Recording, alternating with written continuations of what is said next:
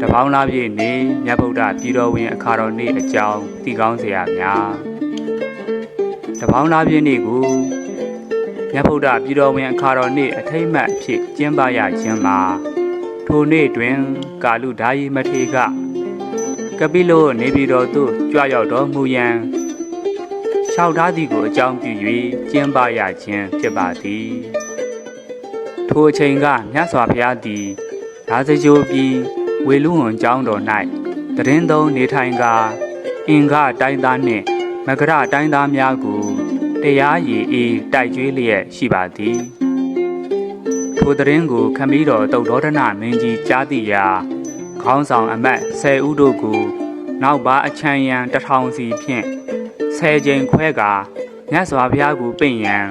ရာဇဂိုသို့ဆေလွတ်လိုက်ပါသည်နောက်ဆုံးအတုတ်ကိုကာလုဓာယီအမတ်ကြီးကခေါင်းဆောင်၍တွားရပါသည်မြတ်စွာဘုရားနှင့်တွေ့၍တရားနာရသောအခါကပိလောသို့မပြန်ကြတော့ဘဲဘုရားပင်သွားသူအားလုံးတယောက်မကြံသာသနာပေါင်းသို့ဝင်ရောက်ပြီးအေဟိဘိက္ခုယဟန်တွေချီဖြစ်ကုန်ကြပါသည်ယဟန်တာဖြစ်ပြီးနောက်ကာလုဓာယီမထေရကတပေါင်းလား၏တာယာပုံကိုဂါထာပေါင်း64ဂါထာတည်ကုန်း၍ခမည်းတော်၏ကျေးဇူးကိုတည်သောအဖြစ်ဟွာရာဇာတိကပိလဝနေပြည်တော်သို့ကြွချိန်တမ်းပြီးဖြစ်ကြောင်းလျှောက်ထားလေသည်အင်္ဂါရိနောဒါနိထုမာဗတ္တန္တေဇလေတိနောစရဏံဝိပဟာယတေဣစီမန္တောဝပပတယံတိတမယောမဟာဝီရအင်္ဂီရတာနံကျေးဇူး၅ပုံကောင်းခြင်းကုန်နှင့်ပြည့်စုံထင်ရှားရှင်ပင်မြတ်ဖျားဆောင်းကိုလွန်မြောက်ຫນွေဥပေါက်သို့ရောက်လက်တုံးလာယခုအခါ၌တခေတ်ကူးပြောင်းတစ်ပင်အပေါင်းတို့သည်ရှေးကြားမြင့်ညောင်းအရွက်ဟောင်းကို